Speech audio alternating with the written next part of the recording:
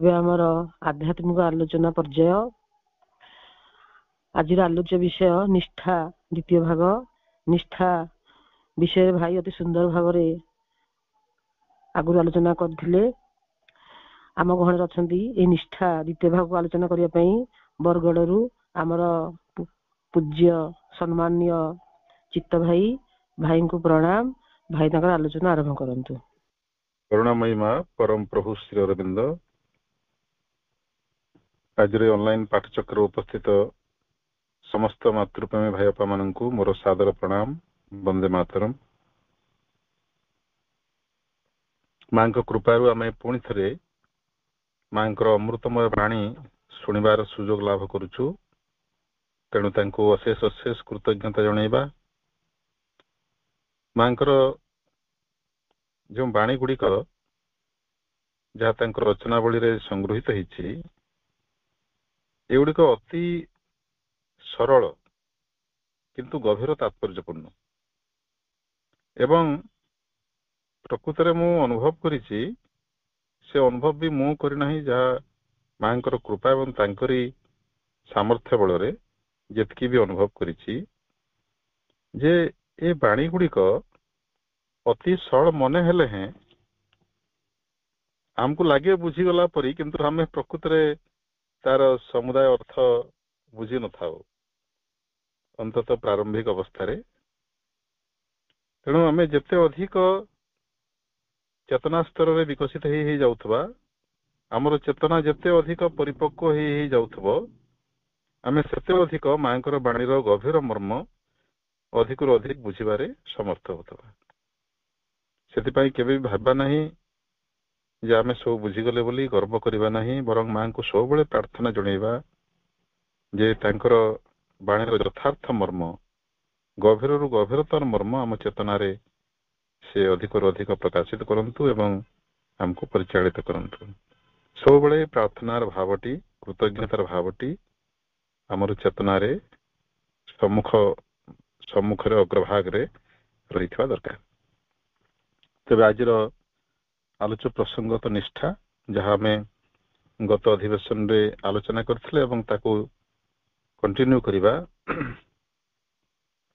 ପ୍ରକୃତରେ ଆଲୋଚନାଟା ଅସରନ୍ତି, କାରଣ ଯେତିକି ଅଛି ମାଙ୍କର ପ୍ରଭୁଙ୍କର ବାଣୀ ଏ ସମ୍ପର୍କରେ, ତାହା ଆମେ ଯେତେ ଆଲୋଚନା କଲେ ବି ସରିବ ନାହିଁ ଏବଂ ଆହୁରି ଅଧିକ ଇଙ୍ଗିତ କିଛି ଅର୍ଥ ଆମକୁ ମିଳୁଥିବ। ତେବେ ସେ ଯାହା ହଉ, ଆମେ ଗତ ଅଧିବେଶନରେ ଆଲୋଚନା କରୁଥିଲେ ଯେ ନିଷ୍ଠାର ପ୍ରକୃତ ଅର୍ଥ ହେଉଛି ଆନ୍ତରିକତା। ଆନ୍ତରିକ ଅର୍ଥ ହେଉଛି being true to oneself, ନିଜ ଅନ୍ତର ସହିତ ବା ନିଜ ସହିତ ନିଜେ ସତ୍ ଆଚରଣ କରିବା ବା ନିଜକୁ ନିଜେ ପ୍ରତାରିତ ନ କରିବା, ନିଜକୁ ନିଜେ ନ ଠକିବା। କାରଣ ଆମେ ତାହା ହିଁ କରିଥାଉ। ଆମେ ଭିତରେ ଯାହା, ବାହାରେ ଟିକେ ଅଲଗା ପ୍ରକାର ଦେଖେଇବାକୁ ଇଚ୍ଛା କରୁ ଅନେକ ସମୟରେ, ସେଟା ହେଉଛି ଆମର ଇନସିନସିୟରିଟି ବା ନିଷ୍ଠାହୀନତା। କିନ୍ତୁ ନିଷ୍ଠାହୀନତା କେବଳ ସେତିକି ନୁହେଁ, ଆହୁରି ବିଭିନ୍ନ ଦିଗରେ, ବିଭିନ୍ନ ଭାବରେ ଆମର ନିଷ୍ଠାହୀନତା ପ୍ରକାଶିତ ହେଇପାରେ। ସେଥିରୁ କିଛି କିଛି ଆଲୋଚନା କରିବା। ପ୍ରକୃତରେ ନିଷ୍ଠା ଶବ୍ଦଟି ବୁଝିବା ପାଇଁ ଯେତେ ସରଳ ମନେ ହୁଏ, এটা ପାଳନ କରିବାଟା ପ୍ରକୃତରେ ସେତେ ସହଜ ନୁହେଁ। ନିଷ୍ଠାବାନ ହବାଟା ସବୁଠୁ ବଡ଼ କଷ୍ଟକର କାର୍ଯ୍ୟ। କାରଣ ଯେକୌଣସି ପଦକ୍ଷେପ ଆମେ ନେବା ବା ଆମ ଚେତନାର ଯେକୌଣସି ମୋଡ୍ ଅଫ୍ ୱାର୍କିଂ, ଯେମିତି ଆମେ ସାଧନା କ୍ଷେତ୍ରରେ ଯଦି ବିଚାର କରିବା, ବିପ୍ରୟାସ ଆମେ କହୁଛୁ, ବିଶ୍ୱାସ, ଆସ୍ପୃହା, ପ୍ରତ୍ୟାଖ୍ୟାନ, ସମର୍ପଣ, ଏଇ ଯେଉଁ ଚାରୋଟି ପ୍ରକ୍ରିୟା, এই ଚାରୋଟି ପ୍ରକ୍ରିୟା ଫଳପ୍ରଦ ହବ ଯଦି ସେଟା ନିଷ୍ଠାର ଆଧାରରେ କାର୍ଯ୍ୟକାରୀ ହେଉଥିବ। ଅର୍ଥାତ୍ ବିଶ୍ୱାସର ଆଧାର ରହିଛି ବି ନିଷ୍ଠା। ବିଶ୍ୱାସଟା ନିଷ୍ଠାପୂର୍ଣ୍ଣ ନହେଲେ ସେଟା ବିଶ୍ୱାସ ନୁହେଁ। ଆସ୍ପୃହାଟା ନିଷ୍ଠାପୂର୍ଣ୍ଣ ନହେଲେ ସେଟା ଆସ୍ପୃହା ନୁହେଁ। ପ୍ରତ୍ୟାଖ୍ୟାନ ନିଷ୍ଠାପୂର୍ଣ୍ଣ ନହେଲେ ପ୍ରତ୍ୟାଖ୍ୟାନ ନୁହେଁ, ସେ ସବୁ ଛଳନା, ପ୍ରତାରଣା। ଏବଂ ସମର୍ପଣ ମଧ୍ୟ ନିଷ୍ଠାପୂର୍ଣ୍ଣ ହେଲେ ସେଟା ସମର୍ପଣ ନୁହେଁ, ଯଥାର୍ଥ ସମର୍ପଣ ବା ପୂର୍ଣ୍ଣାଙ୍ଗ ସମର୍ପଣ ନୁହେଁ। ତେଣୁ ନିଷ୍ଠାଟା ସବୁବେଳେ ଦରକାର। ପ୍ରତ୍ୟେକ ପଦକ୍ଷେପରେ, ସାଧନାରେ ବା ସାଧାରଣ ଜୀବନରେ ଆମର ନିଷ୍ଠାର ଆବଶ୍ୟକତା ରହିଛି। ତେଣୁ ସହଜ ନୁହେଁ ଖଣ୍ଡାଧରରେ ବାଟ ଚାଲିବା ଭଳି କାର୍ଯ୍ୟ। ଏବଂ ପ୍ରକୃତରେ ଚେତନାର ଶୁଦ୍ଧତା ଅନୁସାରେ, ଚେତନାର ପ୍ରସ୍ତୁତି ଅନୁସାରେ, ଚେତନାର ଗ୍ରହଣଶୀଳତାର ଅନୁପାତରେ ଏବଂ ଚେତନାର ପରିପକ୍ୱତାର ଅନୁପାତରେ ଆମର ନିଷ୍ଠା କମ ବେଶୀ ହେଇଥାଏ। କହିବାର ତାତ୍ପର୍ଯ୍ୟ ହେଉଛି ଜଣେ ଚାହିଁଲେ ମଧ୍ୟ ତାଠୁ ବେଶୀ ନିଷ୍ଠାବାନ ସେ ହେଇପାରିବନି ଯେତିକି ସେ ହବା ପାଇଁ ଯୋଗ୍ୟ, ମାନେ ତାର ସାମର୍ଥ୍ୟ ଯେତିକି ଅଛି। ଜଣେ ଉଚ୍ଚତର ମନଚେତନାର ଅଧିକାରୀ ବା ଉଚ୍ଚତର ଚେତନାର ଅଧିକାରୀ ଗୋଟେ ଜୀବ ଯେତିକି ତା ସ୍ତର ନିଷ୍ଠାବାନ ହେଇପାରିବ, ନିମ୍ନ ଚେତନାର ସତ୍ତାଟିଏ ବା ପ୍ରାଣୀଟିଏ, ଜୀବଟିଏ ସେତିକି ନିଷ୍ଠାବାନ ହେଇପାରିବ ନାହିଁ। ଏବଂ ଆମେ ଜାଣୁ ମଣିଷ ସ୍ତରରେ ମଧ୍ୟ ବିଭିନ୍ନ ସ୍ତରର ମଣିଷ ଅଛନ୍ତି। ସବୁ ମଣିଷ ସମାନ ନୁହନ୍ତି, ଅଲ୍ ମେନ୍ ଆର୍ ଇକ୍ୱାଲ। ଏଇଟା ଗୋଟେ ରାଜନୈତିକ ସ୍ତରରେ, ସାମାଜିକ ସ୍ତରରେ ଏ ଉକ୍ତିଟି ସତ୍ୟ ହେଇପାରେ, କିନ୍ତୁ ଆଧ୍ୟାତ୍ମିକ ସ୍ତରରେ ମୋଟେ ସତ୍ୟ ନୁହେଁ, ସମ୍ପୂର୍ଣ୍ଣ ମିଥ୍ୟା। କାରଣ ସମସ୍ତଙ୍କର ଚେତନା ସ୍ତର ଭିନ୍ନ ଭିନ୍ନ। ତେଣୁ ସମସ୍ତେ ସମାନ ଅନୁପାତରେ ନିଷ୍ଠାବାନ କେମିତି ହେଇପାରିବେ? ସେଥିପାଇଁ ତ ସମାନ ଶିକ୍ଷାଦାନ ପ୍ରାପ୍ତ ହେଲା ପରେ ବି ଗୋଟେ ଶ୍ରେଣୀରେ ସବୁ ପିଲା ସମାନ ସ୍ତର ପ୍ରଗତି କରନ୍ତି ନାହିଁ। ଗ୍ରହଣଶୀଳତା ତାଙ୍କର କମ ବେଶୀ ହେଇଥାଏ, ସେ ଅନୁପାତରେ ନିଷ୍ଠା ମଧ୍ୟ କମ ବେଶୀ ହେଇଥାଏ। ସେମାନେ ସେତିକି ସାମର୍ଥ୍ୟର ଅଧିକାରୀ, ତାଠୁ ଅଧିକ ନିଷ୍ଠାବାନ ହେଇପାରିବେ ନାହିଁ।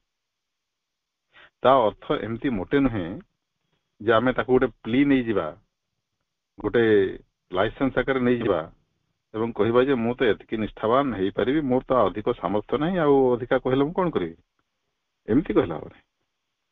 ସବୁବେଳେ ଆସ୍ପୃହା, ପ୍ରଚେଷ୍ଟା, ବ୍ୟକ୍ତିଗତ ପ୍ରଚେଷ୍ଟା, ଉଦ୍ୟମର ଗୋଟେ ପ୍ରଭାବ ରହିଛି।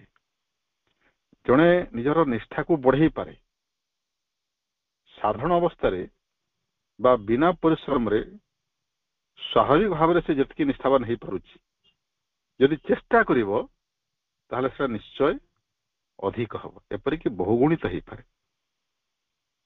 ତେଣୁ ସବୁବେଳେ ମା କହନ୍ତି ଗୋଟେ କଥା, ପ୍ରଥମେ ତୁମେ ତାହା ଚାହିଁବା ଉଚିତ। ଆମର ସେ ଚାହିଁବା ଉପରେ ସବୁ ନିର୍ଭର କରେ। ଏଇଟା ହଉଛି ଯୋଉ ବ୍ୟକ୍ତିଗତ ସଂକଳ୍ପ, ଫ୍ରି ୱିଲ୍, ଚାହିଁବା। ମା ତାକୁ ସରଳ ଭାବରେ କହିଦେଲେ ଚାହିଁବା, ସେଟା ହଉଛି ଫ୍ରି ୱିଲ୍, ଯାହା ଆମ ସମସ୍ତଙ୍କୁ ଭଗବାନଙ୍କର ଗୋଟେ ଅମୂଲ୍ୟ ବରଦାନ, ଗୋଟେ ଅତୁଳନୀୟ ବରଦାନ, ଯୋଉଟା ହିଁ ଆମର ପ୍ରଗତିର ଚାବିକାଠି। ଏଇ ଚାବିଟା ଆମକୁ ଆମ ନିଜ ଭାଗ୍ୟର ଚାବି ଭଗବାନ ପରମ କରୁଣାମୟ, ଭଗବାନ ପରମ କରୁଣାମୟୀ ମା ଆମ ନିଜ ହାତରେ ଆମକୁ ଦେଇ ଦେଇଛନ୍ତି। ସିଏ ରଖିନାହାନ୍ତି ଚାବି, ଆମେ ତାଙ୍କୁ ଦୋଷ ଦେଇପାରିବା ନାହିଁ। ଚାବିଟି ସେ ଆମ ହାତରେ ଥାଏ। ଆମେ ଆମ ସଂକଳ୍ପର ଉପଯୋଗ କେମିତି କରିବା ସେଟା ଆମର ସ୍ୱାଧୀନତା। ସେଥିରେ ଡେଷ୍ଟିନି ହସ୍ତକ୍ଷେପ କରୁନାହିଁ, ସେଥିରେ ଭଗବାନ ହସ୍ତକ୍ଷେପ କରନ୍ତି ନାହିଁ। ତେଣୁ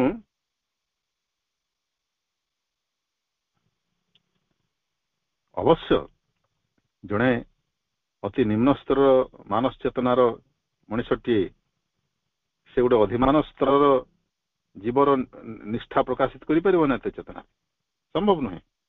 କିନ୍ତୁ ସେ ଯେଉଁ ସ୍ତରରେ ଅଛି ସେଇ ସ୍ତରରେ ଚାହିଁଲେ ଟିକେ ଅଧିକ ନିଷ୍ଠାବାନ ହେଇପାରିବ। ସେଇ ନିଷ୍ଠା ତାକୁ ପରବର୍ତ୍ତୀ ଜନ୍ମରେ ଗୋଟେ ଉଚ୍ଚତର ଚେତନା ନେଇକରି ଜନ୍ମ ହେବା ପାଇଁ ଯୋଗ୍ୟ କରିବ। ଏଇଟା ହଉଛି ତ ବିବର୍ତ୍ତନର ସୂତ୍ର। ବିବର୍ତ୍ତନ ଧାରରେ କିଏ ଆଗକୁ ବଢି ଯାଉଛି, କିଏ ପଛରେ ହେଇଯାଉଛି, ତାର ପଶ୍ଚାତରେ କାରଣ ହେଇଛି ଏ ବ୍ୟକ୍ତିଗତ ସଂକଳ୍ପ, ଫ୍ରି ୱିଲ୍ ର ପ୍ରୟୋଗ, ତାର ଅନୁପାତରେ କମ ବେଶୀ। ତେବେ ନିଷ୍ଠାପର ହବାଟା ପ୍ରକୃତରେ ସହଜ ନୁହେଁ, କାରଣ ଚେତନାର ପ୍ରତ୍ୟେକ ସ୍ତରରେ ନିଷ୍ଠାର ଆବଶ୍ୟକତା ରହିଛି।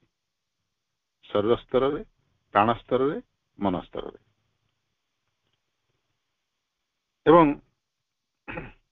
ନିଷ୍ଠାର ବିପରୀତ ଗୁଣ ଗୁଡିକ ଯାହା ଆମେ ପ୍ରାୟତଃ ସେଟା ଅଭ୍ୟାସ କରିଥାଉ କେତେକ ଜାଣତରେ କେତେକ ଜାଣତରେ ଏବଂ এই ଚେତନାର ବିଭିନ୍ନ ସ୍ତରରେ ସେଥିରୁ କିଛି ଆମେ ଉଦାହରଣ ନେବା। ଗୋଟେ ମୁଁ ଅଲରେଡି କହିସାରିଛି, ଆତ୍ମ ପ୍ରତାରଣା ବା ସେଲ୍ଫ ଡିସେପସନ, ତାର ଗୋଟେ ପ୍ରତିଶବ୍ଦ ହଉଛି ଆର୍ଟିଫାଇସ୍ ବା କୃତ୍ରିମତା, ମାନେ ନିଜେ ଯାହା ନୁହଁ ସେଇଟା ଦେଖେଇ ହେବା। ହିପୋକ୍ରେସି ବି ତାକୁ ନାମ ଦିଆଯାଇପାରେ, ଛଳନା ବା ଆତ୍ମ ପ୍ରତାରଣା। ଏ ସମ୍ପର୍କରେ ମାଙ୍କର ଗୋଟେ ସୁନ୍ଦର ବାଣୀ ପଢିକିରି ଭାଇପା ମାନଙ୍କୁ ଶୁଣାଉଛି। ମା କହୁଛନ୍ତି, all division in the being is an insincerity. ଅର୍ଥାତ୍ ଆମ ଭିତରେ ଯାହା କିଛି ଭେଦଭାବ ରହିଛି, ଭେଦଭାବ କହିଲେ କଣ ନା, ମା ବହିରେ ଯେମିତି କହିଛନ୍ତି, ଚେତନାର ଗୋଟିଏ ଅଂଶରେ ତୁମେ ଯଦି ସତ୍ୟ ଆଡକୁ ନିଜକୁ ଖୋଲି ଧର ଏବଂ ଅନ୍ୟ ଅଂଶରେ ମିଥ୍ୟା ପ୍ରତି ନିଜର ଦ୍ୱାରକୁ ଉନ୍ମୁକ୍ତ ରଖ, ତାହେଲେ ଭାଗବତୀ ଶକ୍ତି କାର୍ଯ୍ୟକାରୀ ହେଲା ନାହିଁ ବୋଲି ତମେ ଦୋଷ ଦେଇପାରିବ ନାହିଁ। ବା ସେଇ ମର୍ମରେ କଣ ଟିକେ ମୋର ଶବ୍ଦ ଏପଟ ସେପଟ ହେଇଯାଉଛି, ମର୍ମଟି ସେଇଟା। ଭାଗବତୀ ଶକ୍ତି କେବେ ବିଫଳ ହୁଏ ନାହିଁ। କଥା ହଉଛି ଆମ ଭିତରେ ଯୋଉ ଇନସିନ୍ସିୟରିଟି, ନିଷ୍ଠାହୀନତା ବା ଛଳନା, ସେଇଟା ଆମକୁ ଭାଗବତୀ ଶକ୍ତିଙ୍କର କୃପାରୁ ବଞ୍ଚିତ କରି ରଖେ। ଆମେ ଚାହୁଁଥାଉ ଗୋଟେ ପଟରେ, ଆମକୁ ଯଦି ପଚରାଯିବ ଭଗବାନଙ୍କୁ ଚାହୁଁ କି, ହଁ ନିଶ୍ଚୟ କହିଦେବା, କିନ୍ତୁ ଭିତରେ ଯେତେବେଳେ ପରୀକ୍ଷାର ମୁହୂର୍ତ୍ତ ଆସିବ, ଟେଷ୍ଟିଂ ଆୱାର, ସେତେବେଳେ ଆମେ କହିବା ନା ନା ଏଇଟା ମୁଁ ଛାଡିବି କେମିତି, ଏ ସିଙ୍ଗଡାଟା ଛାଡିଦେଲେ କେମିତି ହବ, ନା ନା ଏଇ ସୁପ୍ ଟା ଛାଡିଦେଲେ କେମିତି ହବ। ଆଜିକାଲି ତ ବାହାଘର ସିଜନ ଚାଲିଛି, ମୁଁ ବି ଗୋଟେ ପାର୍ଟିକୁ ଆସିଛି, ତେଣୁ ନିଷ୍ଠାହୀନତା ମୋ ଭିତରେ କେତେ ପରିମାଣରେ ଅଛି ମୁଁ ଲକ୍ଷ୍ୟ କରୁଛି। ଆମେ ସଂକଳ୍ପ ନଉ ଯେ ମୁଁ ଏମିତି କରିବି ନାହିଁ ବା ସେମିତି କରିବି, କିନ୍ତୁ ଆମର ସଂକଳ୍ପ ଅତି ଅଳ୍ପ ସମୟରେ ଭାଙ୍ଗିଯାଏ। କାରଣ ଆମ ଭିତରେ ଆମର ମନ ଯୋଉଟା ଚାହୁଁଛି, ପ୍ରାଣ ସେଟା ଚାହୁଁନି। ପ୍ରାଣ ସେ ମୋଟେ ପ୍ରସ୍ତୁତ ନୁହେଁ କମ୍ପ୍ରମାଇଜ କରିବା ପାଇଁ, ତାର ସୁଖ ଭୋଗରେ ସାଲିସ କରିବା ପାଇଁ ପ୍ରାଣ ଗୋଟେ ମୁହୂର୍ତ୍ତ ପାଇଁ ବି ପ୍ରସ୍ତୁତ ନୁହେଁ। ଏବଂ ଶରୀର ବିଚରା ତ ସେ ଗୋଟେ ନାଦାନ ବଚ୍ଚା ଭଳି, ଯେମିତି ଦୁଃଶାସନ ଦୁର୍ଯ୍ୟୋଧନର ପରମ ଭକ୍ତ ଥିଲା, ଏ ଶରୀର ବିଚାରଟା ଅନେକ ସମୟରେ ପ୍ରାଣ ଦ୍ୱାରା ପରିଚାଳିତ ହେଇକରି କ୍ଷତିଗ୍ରସ୍ତ ହଉଛି, ଅନେକ ସମୟରେ ମନ ଦ୍ୱାରା ପରିଚାଳିତ ହେଇକରି ବେଳେ ବେଳେ ଠିକ ମାର୍ଗରେ ଯାଉଛି, ତ ବେଳେ ବେଳେ ସେ ବି ଭୁଲ କରିଦେଉଛି, ଭୁଲ ରାସ୍ତାରେ ତାକୁ ନେଇଯାଉଛି। ତେଣୁ ଏ ଗୋଟେ ବିଶ୍ୱସ୍ତ ଭୃତ୍ୟ ଭଳି କାର୍ଯ୍ୟ କରୁଛି। ଯେହେତୁ ତାର ନିଜସ୍ୱ ମଧ୍ୟ କିଛି ଜଡତା ଅଛି, ଯାହାକି ଅନ୍ୟମାନଙ୍କର କମାଣ୍ଡ ଉପରେ ନିର୍ଭର କରେ ନାହିଁ, ସେ ଭିନ୍ନ କଥା। ସେଟାକୁ ଛାଡ଼ିଦେଲେ ଇଏ ଗୋଟେ ସୁଯୋଗ୍ୟ ଯନ୍ତ୍ର। ଆମେ ୟାକୁ ଖରାପ, ଆମେ ମାନେ ଆମର ପ୍ରାଣ ପ୍ରକୃତି ଏବଂ ପ୍ରାଣ ପ୍ରଭାବିତ ମନ ବିଚରା ଶରୀରଟାକୁ ନଷ୍ଟ କରିଦଉଛି। ତେଣୁ ଏଇ ଯୋଉ ଡିଭିଜନ, ଶରୀର ଆବଶ୍ୟକତାକୁ ଆମର ପ୍ରାଣ ପୂରଣ କରୁନାହିଁ, ମନ ନିର୍ଦ୍ଦେଶକୁ ମାନୁନାହିଁ। ମନ ପ୍ରାଣ ଶରୀର ଭିତରେ ଯୋଉ ଦ୍ୱନ୍ଦ୍ୱ ଭେଦ, ସେଟାକୁ ମା କହୁଛନ୍ତି ଡିଭିଜନ, ଏବଂ ସେଇଟା ହଉଛି ନିଷ୍ଠାହୀନତା। ଦେଖନ୍ତୁ, ତାହେଲେ ନିଷ୍ଠାର ସଂଜ୍ଞା ମା କଣ ଦେଲେ? ଶରୀର ମନ ପ୍ରାଣ ପ୍ରତ୍ୟେକ ସ୍ତରରେ ଯଦି କେହି ସତ୍ୟକୁ ବିରୋଧ କରୁନଥିବେ, ସମସ୍ତେ ଗୋଟେ ବିନ୍ଦୁରେ ଏକତ୍ରିତ ହେଇଥିବେ, ୟୁନାଇଟେଡ ହେଇଥିବେ, ତାହେଲେ ଆମେ ସମ୍ପୂର୍ଣ୍ଣ ନିଷ୍ଠାବାନ ହେଇପାରିବା।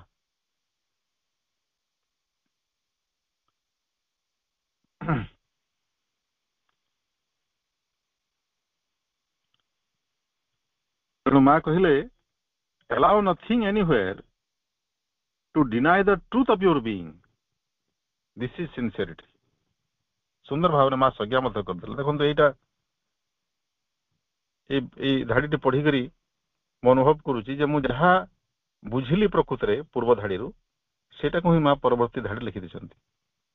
ଏମିତି ଅନୁଭୂତି ମଧ୍ୟ ଆପଣ ମାନଙ୍କର ଅନେକଙ୍କର ଥିବ ଆଗରୁ। ନିଜର ସତ୍ତାର କୌଣସି ଅଂଶରେ ତମେ ସତ୍ୟର ବିରୁଦ୍ଧାଚାର କର ନାହିଁ, କୌଣସି ଅଂଶକୁ ସତ୍ୟର ବିରୁଦ୍ଧାଚରଣ କରିବାକୁ ଦିଅ ନାହିଁ। ଏଇଟା ହଉଛି ନିଷ୍ଠା। ସତ୍ୟର ବିରୁଦ୍ଧାଚରଣ କହିଲେ ସତ୍ୟ କଣ? ଯାହା ଆମର ଚତୁଃସତ୍ତା ଦ୍ୱାରା ଆମ ଭିତରେ ପ୍ରକାଶିତ ହୁଏ, ଚତୁର ପ୍ରେରଣା ଯାହା ବି ଆସେ ତାର ସ୍ଥୂଳତମ ଅଂଶ ହଉଛି ବିବେକ। ଅନ୍ତତଃ ବିବେକଟିକୁ ତ ଆମେ ଅନୁଭବ କରିପାରୁଛନ୍ତି, ଚତୁର କିଛି ଝଲକ ତ ପାଉଛନ୍ତି ତା ଭିତରେ। ସେଟା ହଉଛି ସତ୍ୟର ବାଣୀ, ଆମ ଆଧାରର ସତ୍ୟ। ତାକୁ ଆମେ ବିରୋଧ କରିବା ନାହିଁ, କିନ୍ତୁ ଆମେ କଣ କରୁ? ସତ୍ୟକୁ ବିରୋଧ କରି କରି କରି କରି କରି କରି ତାକୁ ପ୍ରାୟ ମୃତ ପ୍ରାୟ କରିଥାଉ, ପ୍ରାୟ ମରିଯାଇଥାଏ ଆମର ସତ୍ୟ ଚେତନା ବିବେକଟା। ତେଣୁ ସେ ଆଉ ବଳିଷ୍ଠ ହେଇକରି ପ୍ରକାଶିତ ହୁଏ ନାହିଁ। ତାର ଉପାୟ କଣ? ଯେଉଁ କାରଣରୁ ସେଟା ଦୁର୍ବଳ ହେଇଛି ସେ କାରଣକୁ ମୋଟେ ବି ପ୍ରଶ୍ରୟ ନ ଦେବା, ସତ୍ୟର ଥରେ ବି ବିରୁଦ୍ଧାଚରଣ କରିବା, ତା ଦ୍ୱାରା ସେ ସତ୍ୟ ଚେତନା ଧୀରେ ଧୀରେ ବଳିଷ୍ଠ ହେବ ଏବଂ ପୂର୍ଣ୍ଣ ଶକ୍ତି ସାମର୍ଥ୍ୟରେ ସେ ଆମ ସମ୍ମୁଖରେ ପ୍ରକାଶିତ ହେବ। ସେତେବେଳେ ତାର ଦାବିକୁ ନ ମାନିଲେ ଆମକୁ ଯେମିତି ଭୟଙ୍କର ଆଘାତ ଲାଗିବ, ଗୋଟେ ଶକ୍ତ ଚାପୁଡା, ଗୋଟେ ଇଲେକ୍ଟ୍ରିକ କରେଣ୍ଟ 440 ଭୋଲ୍ଟର ପାଇଲା ଭଳି ଲାଗିବ। ଆମେ ବିରୁଦ୍ଧାଚରଣ କରିବା ନାହିଁ। ଏଇ ଅଭ୍ୟାସଟା ଯୋଗୀ ମାନଙ୍କର, ସିଦ୍ଧ ସାଧକ ମାନଙ୍କର ହେଇଥାଏ। ଦୈବାତ ଯଦି କୌଣସି କାରଣରୁ ସେମାନେ ଭୁଲ କରି ପକାନ୍ତି, ନିଷ୍ଠାହୀନତା ଟିକେ ବି ଦେଖାନ୍ତି, ଗୋଟେ ଶକ୍ତ ଝଟକା ଲାଗେ। ଆମମାନଙ୍କୁ ଲାଗୁନାହିଁ କାହିଁକି? ଘୁଷୁରୀ ପ୍ରକୃତି ପଙ୍କରେ ଲୋଟେ। ଯିଏ କାଦୁଅରେ ଲଟପଟ ହେଇଛି ସବୁବେଳେ, ତା ଦେହରେ ଆଉ ଟିକେ ଆଲକାତରା ଲାଗିଗଲେ କଣ ହବ? କିଛି ଜଣା ପଡିବ କି? ଆମମାନଙ୍କର ସେଭଳି ଅବସ୍ଥା। ତେଣୁ କୌଣସି ପ୍ରକାର ଯେଉଁ ଆତ୍ମପ୍ରତାରଣା, ପ୍ରିଟେନସନ, ଏଇଟା ହଉଛି ଆକ୍ଟ ଅଫ ସିନସିୟରିଟି। କେତେ ଗଭୀର ଅର୍ଥ ଅଛି, ଗୋଟିଏ ଶବ୍ଦକୁ ବି ଆମେ ଆଲୋଚନା କଲେ ଗୋଟେ ସେସନ ଅଣ୍ଟିବ ନାହିଁ। ତାପରେ ଲେଜିନେସ୍ ମଧ୍ୟ ଇଜ ଏ ସାଇନ୍ ଅଫ ଇନସିନସିୟରିଟି। କାହିଁକି? ଆମେ ଯଦି ଧରନ୍ତୁ ଶରୀର କ୍ଷେତ୍ରରେ ଏଇ ଆଳସ୍ୟଟା ବିଶେଷ କରି ଶାରୀରିକ ପ୍ରକୃତିର ଗୋଟେ ଗୁଣ, ତେଣୁ ଆମେ ଶାରୀରିକ ଉଦାହରଣ ନେବା। এই ଶରୀରଟି ନିରୋଗ ରହିବା ପାଇଁ କଣ କଣ ଦରକାର ଆମେ ଜାଣିଛୁ, ଆମକୁ ଜଣା ଅଛି ସବୁ। ଜ୍ଞାନର ଅଭାବ ନାହିଁ, ଅଭାବ ରହିଛି କେବଳ ଇମ୍ପ୍ଲିମେଣ୍ଟେସନରେ। ଆମର ପୂର୍ବ ଅନୁଭୂତି କହୁଛି, ଶାସ୍ତ୍ର ଜ୍ଞାନ କହୁଛି, ଗୁରୁମାନଙ୍କର ଉପଦେଶ କହୁଛି, early to bed and early to rise, ଗୋଟେ ଛୋଟିଆ ଉଦାହରଣ। କିନ୍ତୁ ଆମେ ସେଟା ମାନିବା ନାହିଁ। ଶୀତ ହଉଛି ବହୁତ, ଆଉ ଟିକେ ଶୋଇପଡ଼ିବା। ଆଉ କଣ ହେଇଯାଉଛି? ଅଧଘଣ୍ଟା ଡେରି ହେଇଗଲେ। ସେ ଅଧଘଣ୍ଟା ଯେଉଁ ଡେରି ହେଇଯାଉଛି, ସେ ଅଧଘଣ୍ଟାଟି ପ୍ରକୃତରେ ଆମର ବିବର୍ତ୍ତନକୁ 250 ବର୍ଷ ପଛକୁ ନେଇଯାଉଛି। ଏଇଟା ଏବେ ବୁଝିବାର ସାମର୍ଥ୍ୟ ଆମର ନାହିଁ, କିନ୍ତୁ କଥାଟି ସତ୍ୟ। ଏଇଟା ଛୋଟ ନୁହେଁ, ଗୋଟେ ବହୁତ ବଡ଼ ନିଷ୍ଠାହୀନତା। କିନ୍ତୁ ଜାଣିଲେ ମଧ୍ୟ ଆମେ ଆମର ପ୍ରାଣିକ ସୁଖ ସହିତ ସାଲିସ କରିବା ପାଇଁ ନାରାଜ।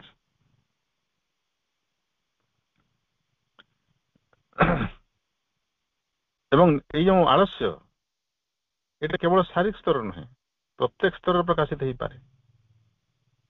ମାନସିକ ଆଳସ୍ୟ ମଧ୍ୟ ରହିଛି। ମନକୁ କାର୍ଯ୍ୟକ୍ଷମ କରିବା ପାଇଁ, ସବୁବେଳେ ସକ୍ରିୟ ରଖିବା ପାଇଁ ମନର ଠିକ ବ୍ୟବହାର ଦରକାର।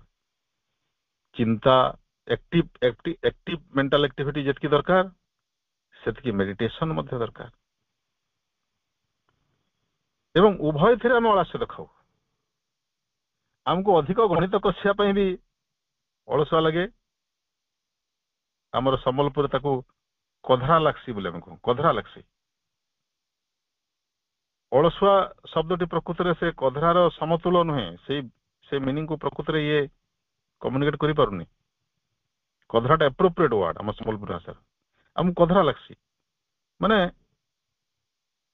ଆମକୁ କରିବାକୁ ଇଚ୍ଛା ହୁଏ ନାହିଁ ବେଶୀ ପରିଶ୍ରମ। କିଏ ଏତେ ପରିଶ୍ରମ କରିବ ହୋ? ଆଉ କେହି କେହି ତ ନିଜକୁ ବହୁତ ଜ୍ଞାନୀ ବୋଲେଇବାକୁ ଯାଇକରି କହନ୍ତି, କିଏ ସକାଳୁ ଉଠିକିରି କଣ କିଏ ମଣିଷ ହେଲାଣି? ଯୋଗ ପ୍ରାଣାୟାମ କରିକିରି କିଏ ମଣିଷ ହେଲାଣି? ଏତେ ପାଠ ପଢିଲେ କଣ କରିବୁ? ପାଠ ପଢିଲେ କଣ ସ୍ୱର୍ଗକୁ ଯିବୁ? ଏଇ ବାଣୀ ଗୁଡିକ ଆମର ଅପରିପକ୍ୱ ମନକୁ ବହୁତ ବଡ ବଡ ସିଦ୍ଧ ଦର୍ଶନ ଭଳି ଲାଗେ, ମହାପୁରୁଷଙ୍କ ବାଣୀ ଭଳି ଲାଗେ, ଏବଂ ଆମେ ପ୍ରଭାବିତ ହେଇଯାଉ। ଆମେ ପୁଣି ସେଇ ବାଣୀ ଅନ୍ୟକୁ ଶୁଣେଇବାର ଅଭ୍ୟାସ କରୁ।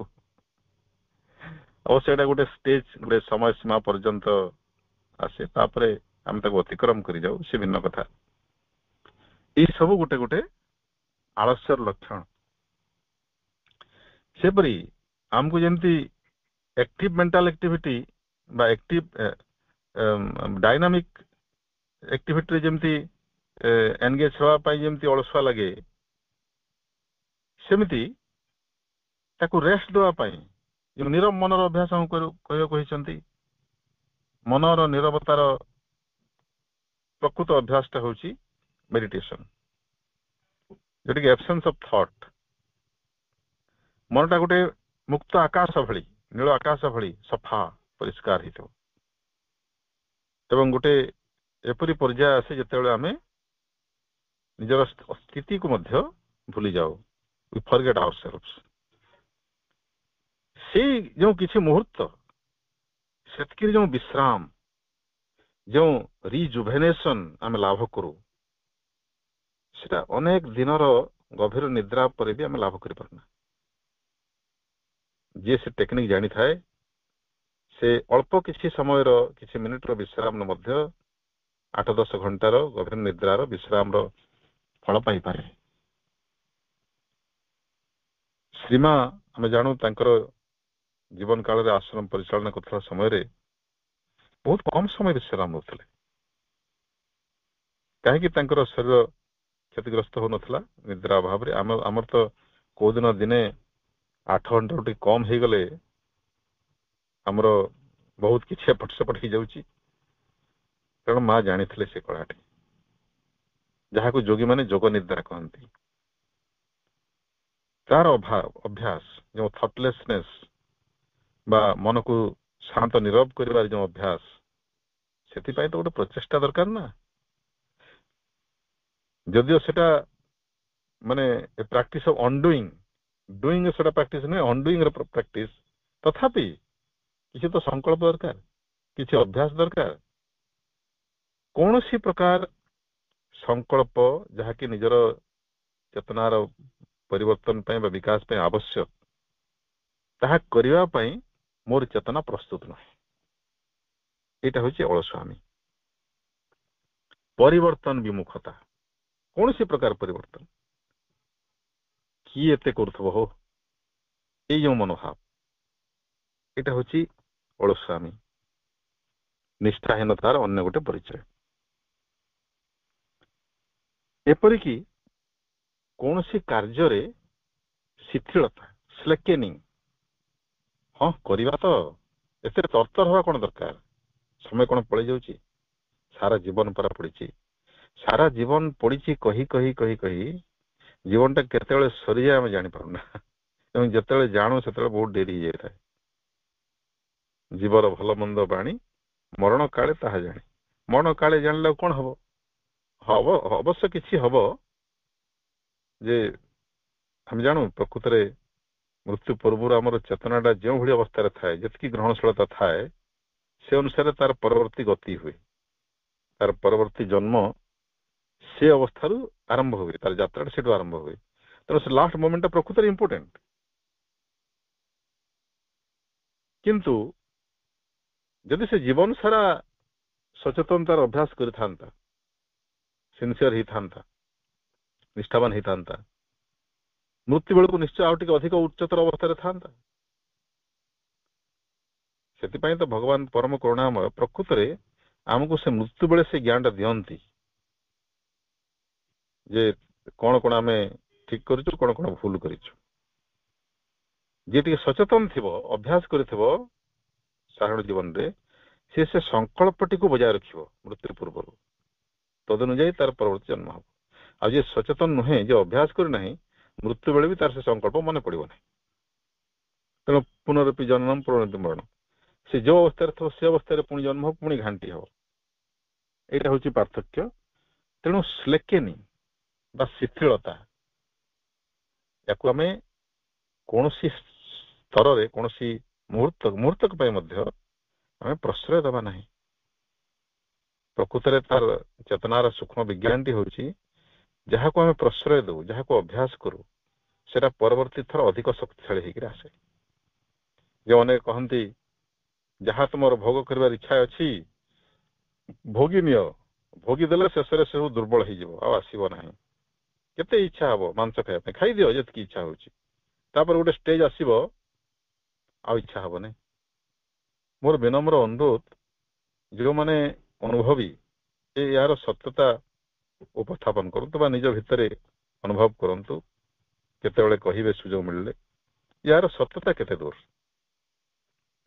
ଭୋଗ କରି କରି କରି କରି କିଏ ନିଷ୍କାମ ହେଇଛି ବା କିଏ ବୈରାଗ୍ୟ ହାସଲ କରିଛି। ବରଂ ବିପରୀତଟା ହିଁ ସତ୍ୟ। ଯେଉଁମାନେ କହନ୍ତି ଆଉ ଭୋଗି ଭୋଗି ତାର ଇଚ୍ଛା ହେଲା ନାହିଁ, ଖାଇ ଖାଇକି ତାପରେ ଖାଇବା ପାଇଁ ଇଚ୍ଛା ହେଲା ନାହିଁ, ଏଇଟା ଗୋଟେ ପ୍ରତାରଣା। ପ୍ରକୃତ ସତ୍ୟ ହେଉଛି ଯେତେବେଳେ ସେମାନେ ଦେଖିଲେ ଶରୀର ଭୟଙ୍କର ଅବସ୍ଥା, ତାପରେ ଏତେ ଭୟ ସୃଷ୍ଟି ହେଲା ଯେ ସେ ଭୟର ପ୍ରକୋପରେ ସେ ଆସକ୍ତିଟା ସେ ସ୍ଥାନ ଛାଡ଼ିକିରି ପଡ଼ିଗଲା। ପ୍ରକୃତରେ ସେଟା ପରିବର୍ତ୍ତନ ନୁହେଁ, ସେଟା ଭୟ ଦ୍ୱାରା ହେଇଛି।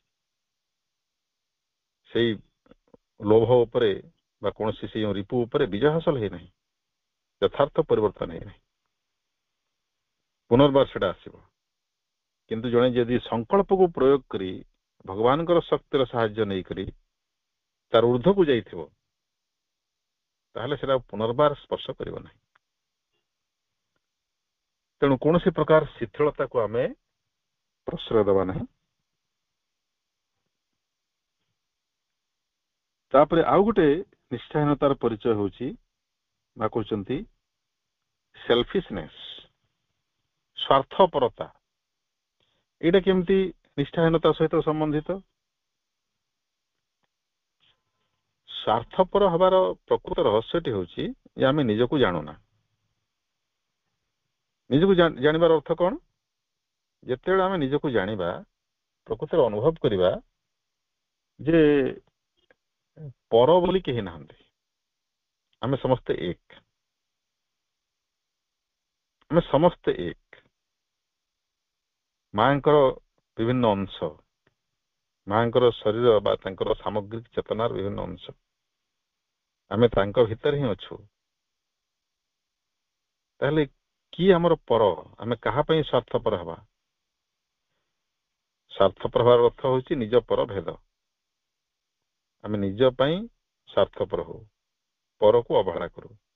ଯେତେବେଳେ ଅନୁଭବ ହେଇଯିବ ଯେ ନିଜ ପର କେହି ନାହାନ୍ତି, ପ୍ରକୃତରେ ଏଟା ଗୋଟେ ମିଥ୍ୟା ଧାରଣା, ସେତେବେଳେ ସ୍ୱାର୍ଥପର ହେଇପାରିବ ନାହିଁ। ତେଣୁ ସ୍ୱାର୍ଥପର ହେବାର ଅର୍ଥ ହେଉଛି ଆମ ନିଜ ଭିତରେ ମିଥ୍ୟାକୁ ପ୍ରଶ୍ରୟ ଦେଲେ। So how can we be true to ourselves? ଆମ ନିଜର ଅନ୍ତର ସତ୍ୟ ସହିତ ଆମେ କମ୍ପ୍ରୋମାଇଜ କରିଦେଲେ ବା ସତ୍ୟକୁ ଆମେ ଗ୍ରହଣ କଲେ ନାହିଁ। ସେଥିପାଇଁ ସ୍ୱାର୍ଥପରତା ହେଉଛି ନିଷ୍ଠାର ଅଭାବ।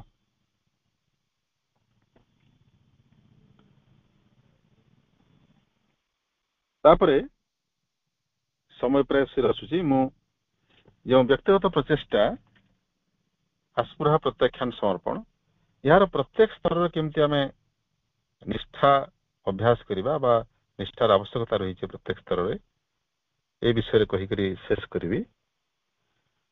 ପ୍ରଥମେ ବିଶ୍ୱାସ, ତାପରେ ତ୍ରିବିଧ ପ୍ରଚେଷ୍ଟା। କାରଣ ତ୍ରିବିଧ ପ୍ରଚେଷ୍ଟା ମଧ୍ୟ ବିଶ୍ୱାସର ଆଧାର। ବିଶ୍ୱାସରୁ ଆରମ୍ଭ ବାକି ସବୁ। ଆମେ କୌଣସି ଜିନିଷକୁ ଯଦି ବିଶ୍ୱାସ ନ କରିବା, ନିଜ ମନ ତାକୁ ଗ୍ରହଣ ନ କରିବା, ତାହେଲେ ସେ କାର୍ଯ୍ୟଟି କରିବାର ପ୍ରଶ୍ନ ଉଠୁନାହିଁ। ବିଶ୍ୱାସଟି ହେଉଛି ଆମର ଲିଡର। ଏଇଠୁ ଆରମ୍ଭ ହୁଏ ଯେକୌଣସି କାର୍ଯ୍ୟ। ଆମେ ଯେତେବେଳେ ଘରୁ ବାହାରୁ ଗୋଡ଼ କାଢୁ, ଆମ ମନରେ ଗୋଟେ ବିଶ୍ୱାସଟି ଜାଗ୍ରତ ହୁଏ ଯେ ମୁଁ ଅମୁକ ଜାଗାରେ ପହଞ୍ଚିଯିବି। ତାପରେ ଯାତ୍ରା ଆରମ୍ଭ। ଯଦି ବିଶ୍ୱାସ ନହେଲା ତାହେଲେ ଆମେ ଆଗକୁ ବଢିପାରିବ ନାହିଁ, ଗୋଡ଼ ଚାଲିବ ନାହିଁ। ଏଇ ଯେଉଁ ବିଶ୍ୱାସ, ଫେଥ୍, ତାକୁ ଶ୍ରଦ୍ଧା ବୋଲି ଶ୍ରୀଅରବିନ୍ଦ ଫେଥ୍ ବୋଲି କହିଛନ୍ତି ଶ୍ରୀଅରବିନ୍ଦ, ଏବଂ ତାକୁ ଅନୁବାଦ କରିଛନ୍ତି ପୂଜ୍ୟ ବାବାଜୀ ଶ୍ରଦ୍ଧା ବୋଲି, ପୂଜ୍ୟ ବାବାଜୀଙ୍କ ପ୍ରପତ୍ତି। ପ୍ରକୃତରେ ସେ ଦୁଇଟି ଶବ୍ଦ ସମାର୍ଥବାଚକ, ଶ୍ରଦ୍ଧା ଏବଂ ବିଶ୍ୱାସ। ସେ ଗୋଟେ ହିଁ ଭାବର ଅଭିବ୍ୟକ୍ତି। ଦେଖନ୍ତୁ, ଯଦି ଆମେ କାହାକୁ ଯଦି ବିଶ୍ୱାସ କରୁ, ସେ ମଣିଷ ହଉ, ପଶୁ ହଉ, ମା ହୁଅନ୍ତୁ, ଭଗବାନ ହୁଅନ୍ତୁ, କୌଣସି ଅଶରୀର ସତ୍ତା ଯିଏ ବି, ଯଦି ଆମେ କାହାକୁ ବିଶ୍ୱାସ କରୁ ତାହେଲେ ତାକୁ କେବେ ସନ୍ଦେହ କରୁନା। ବିଶ୍ୱାସର ବିପରୀତ ହେଉଛି ସନ୍ଦେହ।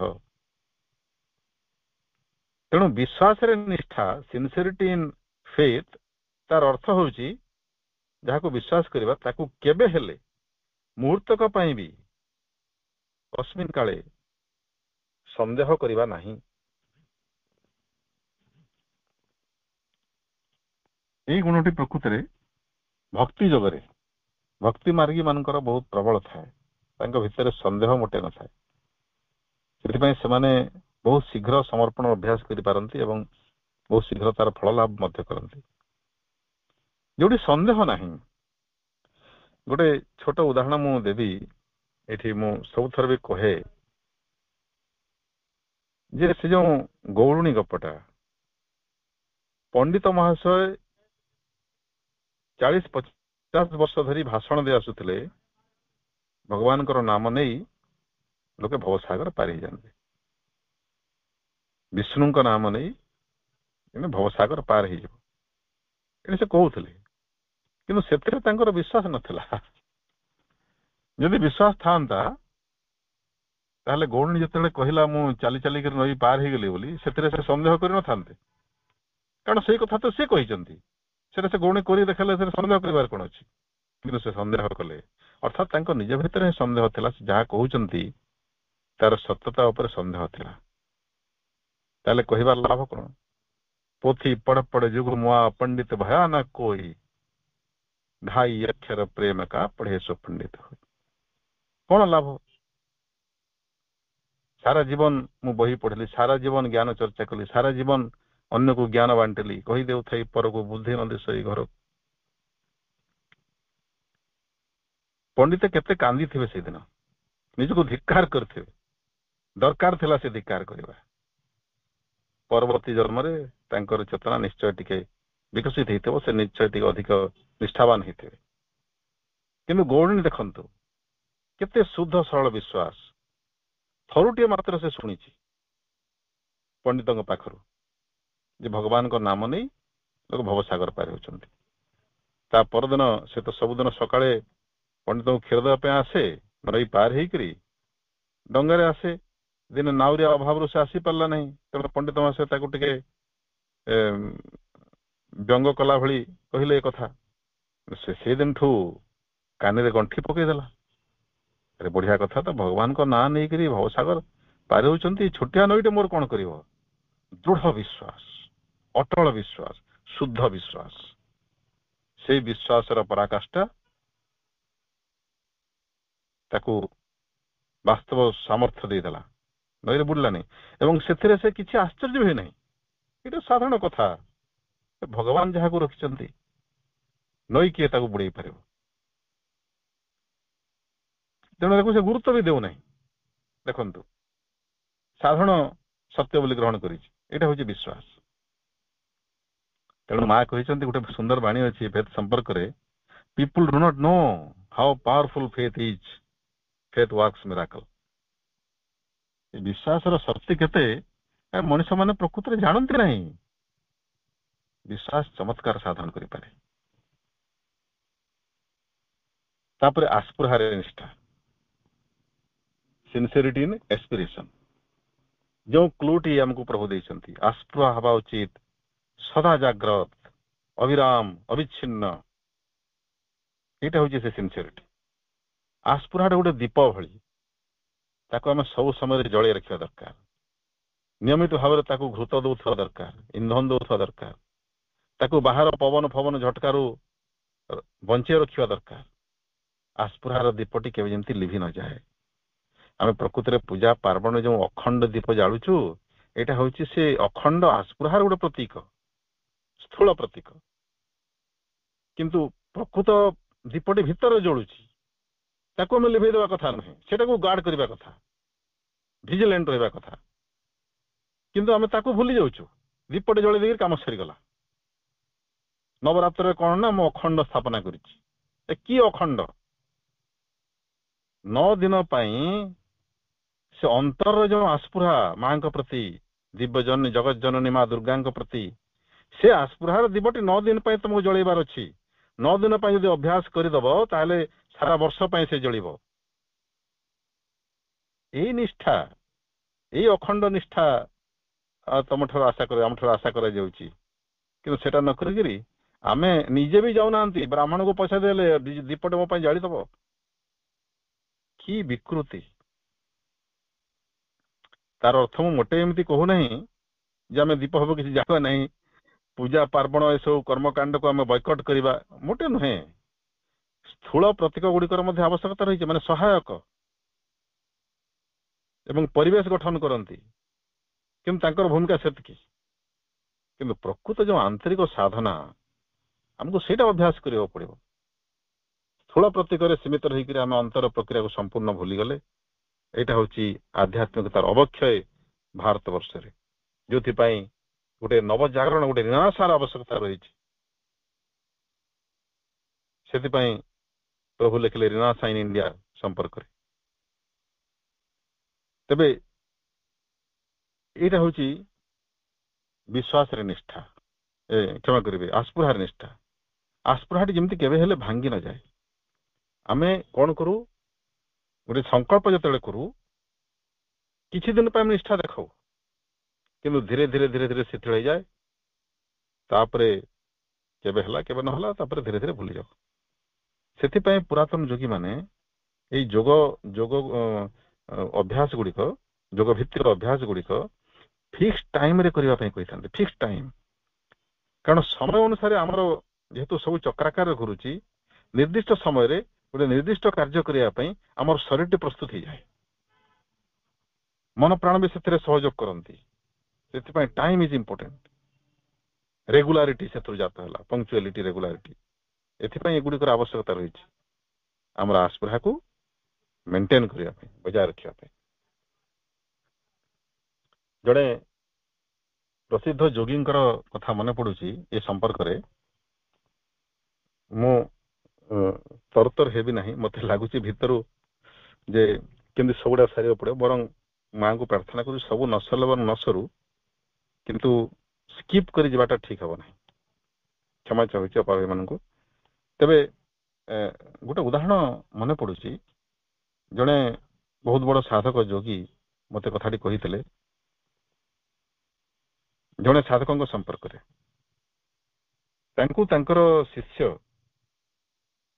40 ବର୍ଷ କାଳ ଆଶ୍ରମରେ ଧାନ କୁଟିବା ପାଇଁ ଆଦେଶ ଦେଲେ।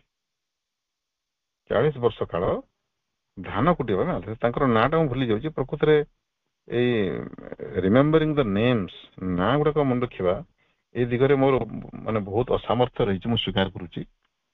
ତେବେ ଯାହା ହଉ, ସେ ନାଁଟା ଇମ୍ପୋର୍ଟାଣ୍ଟ ନୁହେଁ, ସେ ଘଟଣାଟି ଇମ୍ପୋର୍ଟାଣ୍ଟ। 40 ବର୍ଷ କାଳ ତାଙ୍କୁ ଧାନ କୁଟିବା ପାଇଁ ଆଦେଶ ଦେଲେ ଏବଂ କେବଳ ଧାନ କୁଟିବେ, ଅନ୍ୟ କୌଣସି କାର୍ଯ୍ୟରେ ମନ ଦେବେ ନାହିଁ। ଧ୍ୟାନ ଧାରଣା କିଛି ଦରକାର ନାହିଁ। ଜପ ତପ ଧ୍ୟାନ ଧାରଣା ଆସନ ପ୍ରାଣାୟାମ କିଛି ଦରକାର ନାହିଁ। ସେ ଖାଇବେ ପିଇବେ ଏବଂ ଧାନ କୁଟିବେ। ଏବଂ ସେଇ ସାଧକ 40 ବର୍ଷ କାଳ ଧାନ କୁଟି କୁଟି କୁଟି କୁଟି ଶେଷରେ 40 ବର୍ଷ ପରେ ତାଙ୍କର ଆତ୍ମ ସାକ୍ଷାତକାର ହେଇଯାଇଛି ଏବଂ ସେ ତାପରେ ଆଶ୍ରମର ଉତ୍ତରାଧିକାରୀ ହେଇଛନ୍ତି। ମାନେ ଦେଖନ୍ତୁ, ସେ ଗୋଟେ ଅଶିକ୍ଷିତ, ଅନପଢ, ନିରକ୍ଷର, ବହି ପଢି ପାରିବେ ନାହିଁ। ବହି ପଢିକିରି ସାଧନା କରିବା ତାଙ୍କର ଭବିତବ୍ୟ ନୁହେଁ। ତାଙ୍କର ଯୋଗ କର୍ମଯୋଗ କଣ ବି ସେ ଜାଣିନାହାନ୍ତି, ଯୋଗ କଣ ଜାଣିନାହାନ୍ତି। କିନ୍ତୁ ଗୁରୁ ଯାହା ଆଦେଶ ଦେଲେ ତାକୁ ମୂଢ ଭାବରେ, without complain, without grumbling, without hesitation, without question, without doubt ସେ ଦିନେ ନୁହେଁ, 2 ଦିନ ନୁହେଁ, 6 ମାସ ନୁହେଁ, ବର୍ଷେ ନୁହେଁ, 40 ବର୍ଷ କାଳ ଅଭ୍ୟାସ କଲେ। 40 ବର୍ଷ ପର୍ଯ୍ୟନ୍ତ ତାଙ୍କର ଯୋଉ ସେ ନିଷ୍ଠା, ସେଥିରେ ଟିକେ ବି ଶିଥିଳତା, ସ୍ଲେକେନିଂ ପ୍ରକାଶିତ ହେଇନାହିଁ। ତାଙ୍କୁ ଭଗବାନ ନ ମିଳିଲେ ତ କାହାକୁ ମିଳିବେ? ସେହିପରି ଜଣେ ଅନନ୍ୟ ନିଷ୍ଠା ଆସ୍ପୃହାକୁ ଇଣ୍ଟାକ୍ଟ ରଖିବାର ଗୋଟେ ଜ୍ୱଳନ୍ତ ଉଦାହରଣ ହେଉଛନ୍ତି ଆମର ପୂଜ୍ୟ ଶବରୀ ମା ଶବରୀ ରାମାୟଣରେ ପ୍ରଭୁ ରାମଚନ୍ଦ୍ରଙ୍କର ଶ୍ରୀରାମଚନ୍ଦ୍ରଙ୍କର ଆଗମନକୁ ଅପେକ୍ଷା କରିଥିଲେ। କେତେ ଦିନ? ଅନେକ ବର୍ଷ ସେ ବୁଢୀ ଯାଇଛନ୍ତି। ମୁଁ ପୂର୍ବୋକ୍ତ ସାଧକଙ୍କର କଥା ଯେଉଁ କହୁଥିଲି, ସେ ମଧ୍ୟ ତରୁଣାବସ୍ଥାରୁ ସେ ଆଶ୍ରମ ରହି ରହି ବୃଦ୍ଧ ହେଇଯାଇଛନ୍ତି। ତାଙ୍କର ସମଗ୍ର ଜୀବନ ଧାନ କୁଟିବାରେ କଟିଯାଇଛି, କିନ୍ତୁ ଦିନେ ବି କମ୍ପ୍ଲେନ କରିନାହାନ୍ତି, ଦିନେ ବି କହିନାହାନ୍ତି ୟାର ଏତେ ବର୍ଷ କଲିଣି କିଛି ତ ହେଲା ନାହିଁ, ଆଉ ଆଗକୁ କଲେ କଣ ହେଇଯିବ। ଯେତେବେଳେ ଏଇ ପ୍ରଶ୍ନଟା ଆମ ଭିତରେ ଜାଗି ଉଠେ, ଆମେ ସନ୍ଦେହର ଘେର ଭିତରକୁ ପଶିଯାଉ, ସନ୍ଦେହର ଦାସ ହେଇଯାଉ ଏବଂ ଭଗବାନଙ୍କର କୃପାକୁ ହରେଇ ବସୁ। ଯେମିତି ମା କହିଛନ୍ତି, ଧରନ୍ତୁ 100 ଥର ହାତୁଡ଼ି ବାଡେଇବାରେ ତମର ଭାଗ୍ୟର ଦ୍ୱାରଟି ଖୋଲିବାର ଅଛି, ତମେ ଅନସ୍ପତରେ ବନ୍ଦ କରିଦଉଛ ଆଉ ହବ ନାହିଁ ବୋଲି ଭାବିକରି, ମାନେ ଆଉ ଥରେ ବାଡେଇଥିଲେ ଖୋଲି ଯାଇଥାନ୍ତା। ତେଣୁ କୋଉଟା ସହେ କିଏ ଜାଣିଛି? ତେଣୁ ଆମେ କେବେ ବି ନିଷ୍ଠା ହରେଇବା ନାହିଁ। ଏବଂ ଆମ ପାଖରେ ତ ଆମର ଅତି ନିକଟରେ ଆମର ଉଦାହରଣ ଅଛନ୍ତି ପୂଜ୍ୟ ବାବାଜୀ। ପୂଜ୍ୟ ବାବାଜୀଙ୍କୁ ମା ଦେଲେ ଆଶ୍ରମରେ ବାସନ ମାଜିବାର କାମ। ଆମେ ହେଇଥିଲେ କଣ କହିଥାନ୍ତି?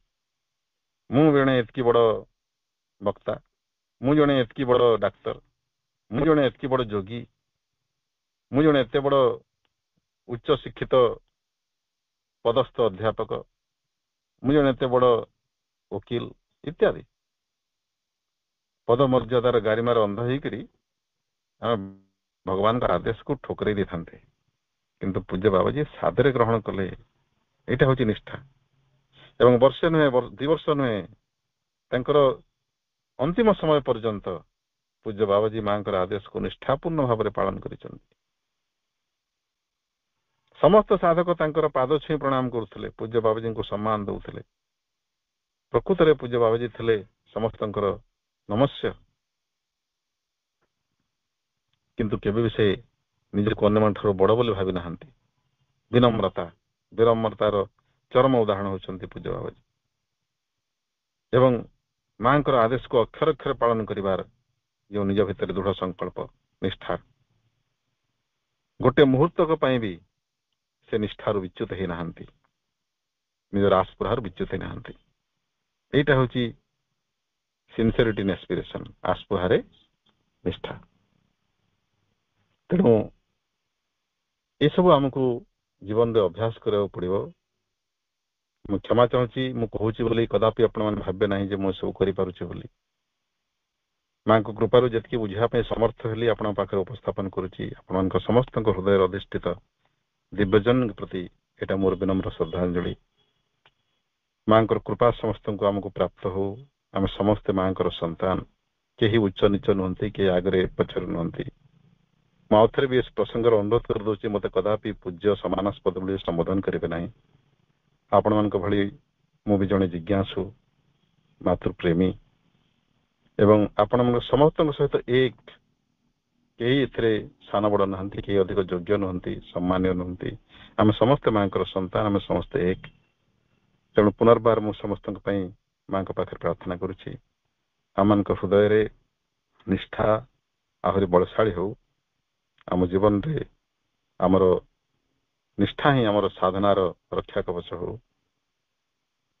এই ପ୍ରାର୍ଥନା ସହିତ ଆଜିର ଆଲୋଚନାକୁ ବିରାମ ଦେଉଛି। ପରବର୍ତ୍ତୀ ସମୟରେ ସୁଯୋଗ ମିଳିଲେ ଆମେ ପ୍ରତ୍ୟାଖ୍ୟାନ ଏବଂ ସମର୍ପଣରେ କେମିତି ନିଷ୍ଠା ଅଭ୍ୟାସ କରିବା ସେ ସମ୍ପର୍କରେ ଆଲୋଚନା କରିବା। ସମସ୍ତଙ୍କୁ ଶୁଭରାତ୍ରି ଏବଂ ଶୁଭେଚ୍ଛା ଜଣାଇ ଆଜିର ଆଲୋଚନାରେ ବିରାମ ଦେଉଛି। ସମସ୍ତଙ୍କ ତରଫରୁ ମାଙ୍କ ପାଖରେ ବିନମ୍ର କୃତଜ୍ଞତା। ବନ୍ଦେ ମାତରମ୍।